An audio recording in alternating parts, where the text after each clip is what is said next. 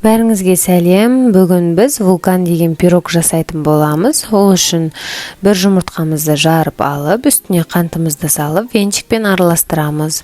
Одан соң жылы сүт құямыз, араластырамыз, және де кукурузный крахмал. Жақсылап араластырып алып, газге қоятын боламыз.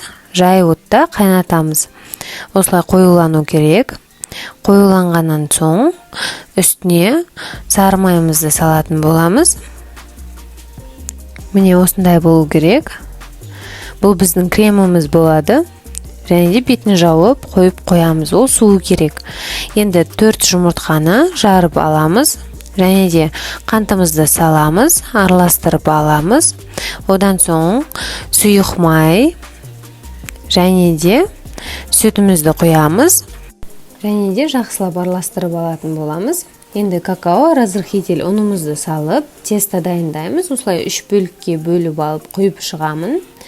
Осылай араластырып дайындап аламыз. Біздің тестамыз сәл қоюлау болып шығу керек. Осындай болып болғаннан соң осылай құйып шығамыз. Және де бәрін құйып болғаннан кейін біз кремімізді алып, қазір ортасына салатын боламыз. Ол крем суып кеткен болуы мүмкін, әлде жылы болуы мүмкін. Менікі әлі суымаған екен.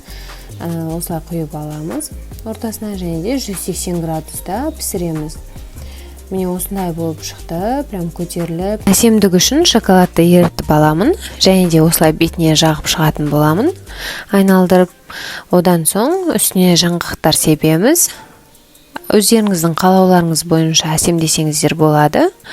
Ас болсын, ұнап жатса, лайк басып, подписка жасауды ұмытпаңыздар.